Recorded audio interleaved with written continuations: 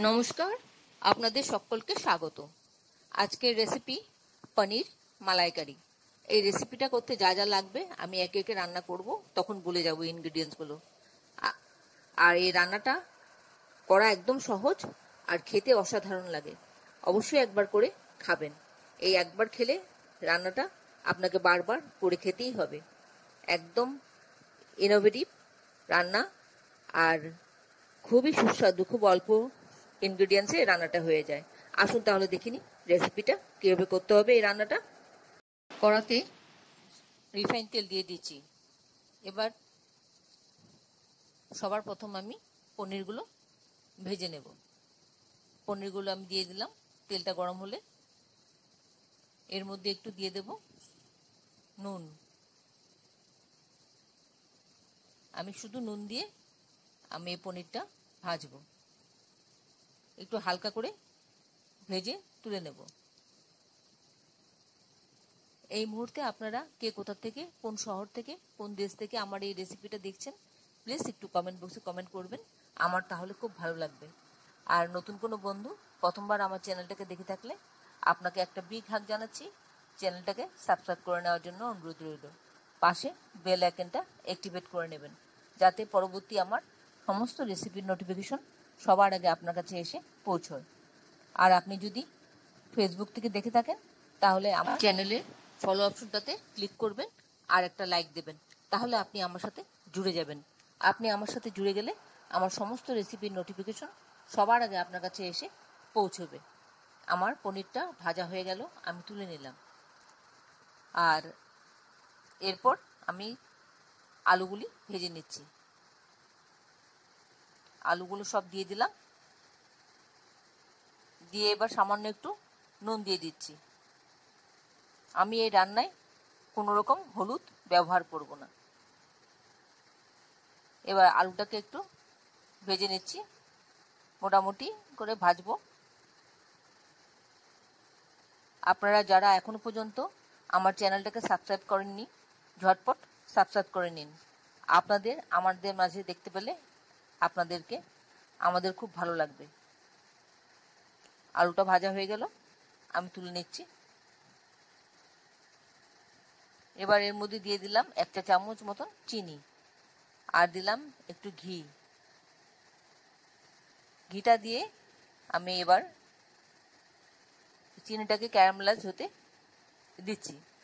চিনিটা যখন আস্তে আস্তে কালারটা চেঞ্জ হতে থাকবে, দেখুন এখনো চেঞ্জ হয়নি। আস্তে আস্তে যখন কালারটা চেঞ্জ হতে থাকবে তখন এর মধ্যে দিয়ে দেব গোটা গরম মশলা। আমি এখানে 2টো এলাচ, 2টো লবঙ্গ আর একটা দারচিনি নিয়েছি। এটা একটু ফোড়ন হবে। এটা যখন একটু সুন্দর এরোমা একটা বেরোতে থাকবে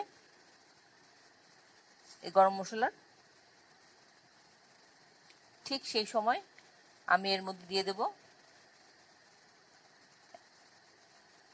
একটা তেজপাতা। তেজপাতাটা একটু ভাজা ভাজা হবে, তার থেকেও আবার একটু অ্যারোমা বেরোবে। আর দেব এর মধ্যে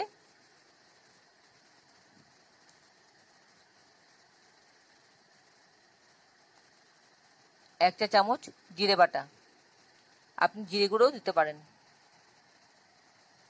আমার জিরেটা বেটে নেওয়া হয়েছে, সেই জন্য জিরে বাটা দিলাম। আর দিলাম একটু আদা বাটা, 1/2 টিস্পুন।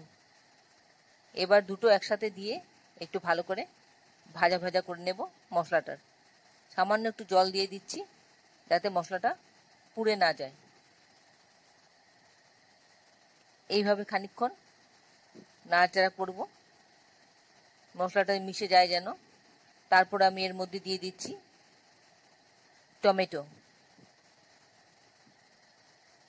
টমেটোটা দিয়ে দিলাম, ক্যাপসিকামটা দিয়ে দিলাম, আর কড়াইশুঁটিটা দিয়ে দেব। এই 3টা একসাথে দিয়ে দিচ্ছি।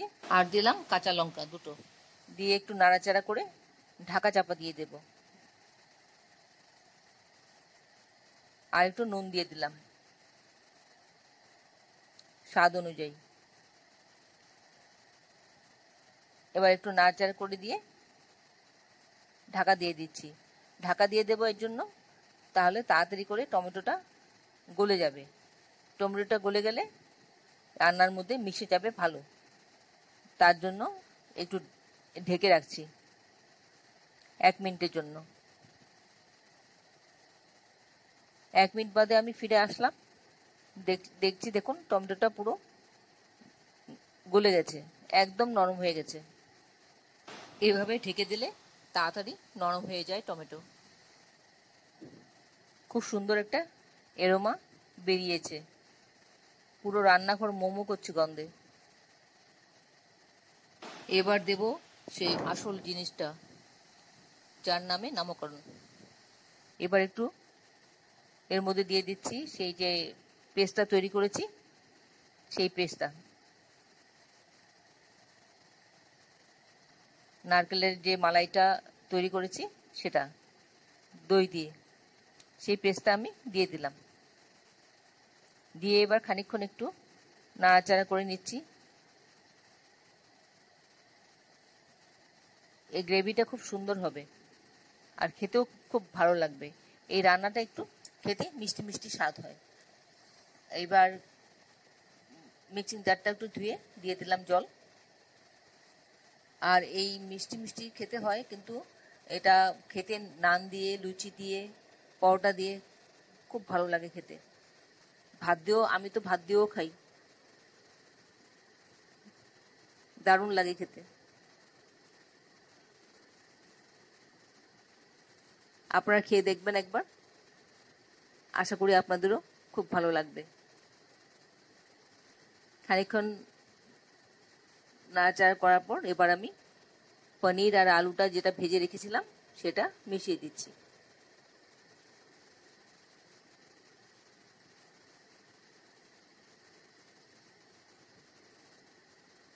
কেউ বাড়িতে গেস্ট আসলে আমি এই রান্নাটা করি,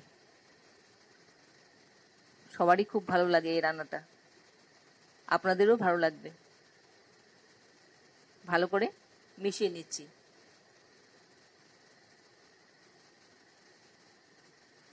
আশা করি আপনাদের ভালো লাগছে আমার এই রেসিপিটা। কোনো মশলা বেশি কিছুই দেওয়া হয়নি, শুধু গরম মশলাটা ছাড়া আর একটু সামান্য জিরে বাটা, আর তো বিশেষ কিছু নেই।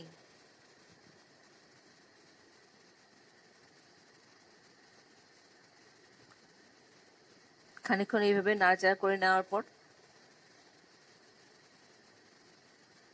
একটু ফুটতে দেবো, এটাকে একটু ফুটুক।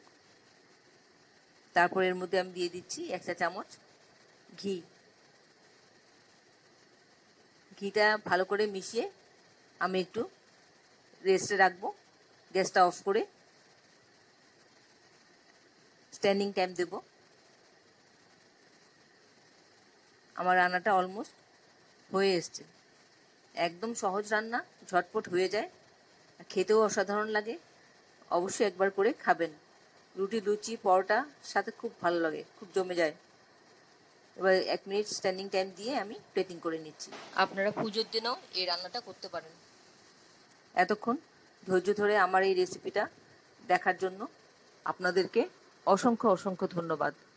আপনারা সকলে ভালো থাকবেন, সুস্থ থাকবেন, ঈশ্বরের কাছে এই কামনা করি। আর নিজের যত্ন অবশ্যই নেবেন। আর এই ধরনের নতুন নতুন রেসিপি দেখতে আমার চ্যানেলটাকে সাবস্ক্রাইব করে নেবেন, যাতে পরবর্তী আমার সমস্ত রেসিপি নোটিফিকেশন সবার আগে আপনার কাছে এসে পৌঁছয়। আর যদি আপনার কোনো প্রশ্ন থাকে আমার এই রেসিপি সম্পর্কে, অবশ্যই কমেন্টসে জানিয়ে দেবেন, আমি আপনার প্রশ্নের উত্তর দিয়ে দেব। তাহলে ভিডিওটা আজকে এখানেই শেষ করছি। আবার দেখা হবে আপনাদের সঙ্গে পরবর্তী রেসিপিতে। নমস্কার।